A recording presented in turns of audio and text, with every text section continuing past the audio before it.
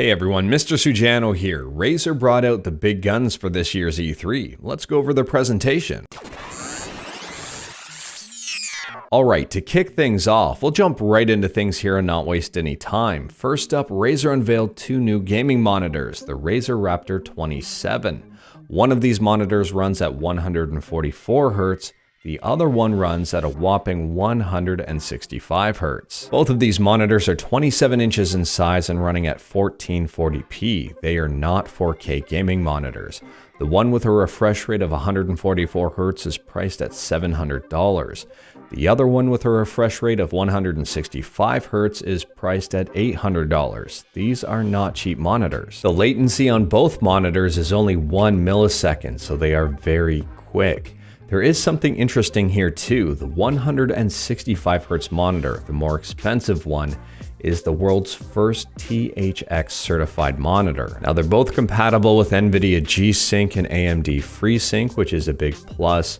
They have cable management and they're both able to rotate 90 degrees to access the cables underneath, so you don't really have to twist your monitor around to access the back panel, and that is kind of handy. Now I don't want to say there are better alternatives out there. Considering I haven't seen these Razers in person, I can't vouch to whether or not they're worth the $700 and $800 price tag, but it does seem pretty steep, especially when compared with something like this. This one here is $450.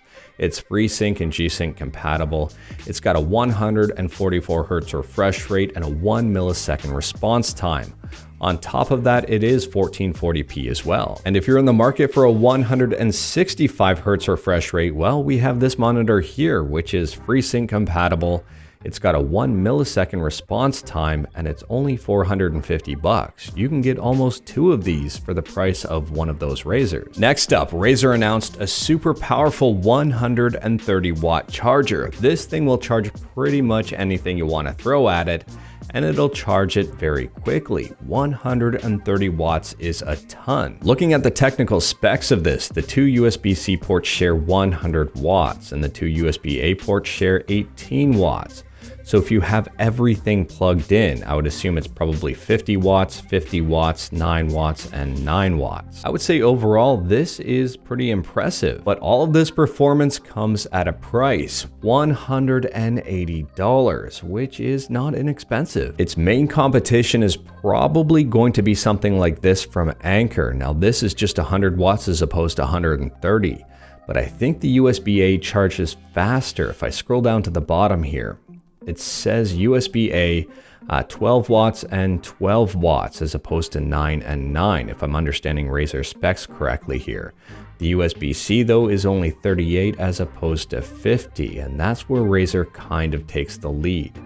Also, I think the Razer's charger might be a little bit smaller and lighter. Now, I don't have one of these to tell you whether or not it's worth it, but it commands an $80 price tag over the Anker, so I'll leave that for you to decide. Now, moving on to the Razer Blade 14. This one here caught me by surprise. It's a brand new gaming laptop from Razer that uses an AMD processor. In my opinion, if you have the option to put an AMD processor in your computer, you do it. I don't want to say AMD or bust, but AMD is the way to go. Now moving on to the specs of this. There are three options in total. They all look to be using the AMD Ryzen 9 5900HX, which is a huge beast.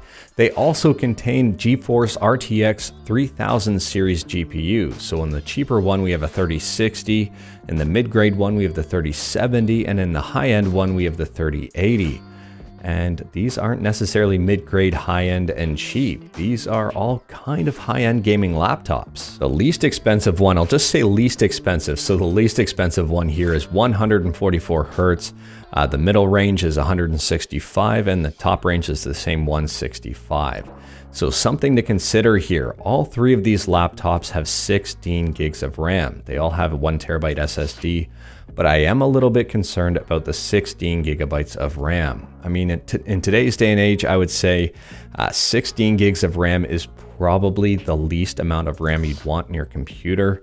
You can get away with less, and games, I guess if you're just gaming on here, you can probably get away with 16 gigs absolutely fine, but at the same time, if you're paying $27.99 for a computer, I wouldn't mind seeing at least 32 gigs of RAM, and that's a little unfortunate here. But I guess on the plus side here, these are really powerful CPUs and very powerful GPUs, and this is a very thin laptop. Hopefully it can remain cool here.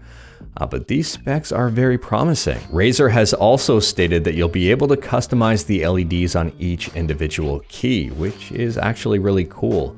The least expensive model here is $1,800, the mid-range is $2,200, and we just went over the most expensive one at $2,800. I don't know if I can justify the price difference between the mid-range and the top of the line here. And at 16 gigs of RAM, I don't know. I think that might be a deal breaker for me, but at the same time, I don't know. I think the mid-range here is probably the best value. You get the 3070. Let me know which one you think is the best in the comments below, but I'd be gearing towards the mid-range one here if any of these. Again, I don't have any of these to test out to tell you whether or not they're worth it, but I do like the specs here other than the RAM. Last up, Razer is still working on their LED gaming masks, and they've also added an LED backlight inside the mask so you can light up your mouth as you talk. They will be coming out in Q4 of this year. If you're someone who likes attention, you might want to check one of these masks out because I'm pretty certain they will command a ton of attention in a public space. I mean, I don't think many people are going to have a mask like this. But that about does it for Razer's presentation, and that about does it for this video. I think Razer really might have something special with this laptop. The Razer Blade 14 has the potential to be one of the best gaming laptops on the market. It's a little unfortunate you can't upgrade the RAM, but at the same time here, the specs look really, really good. Hopefully there is no cooling issue. Hopefully this thing performs well, but I guess time will tell. Let me know what you think about the Razer Blade 14, what you think about the Razer Raptor 27, the monitor, and what you think about the charger and face mask in the comments below. If you like this video, leave a like. If you didn't like this video, leave a like. Hit that subscribe button, check out my other videos. Thank you everyone, take care.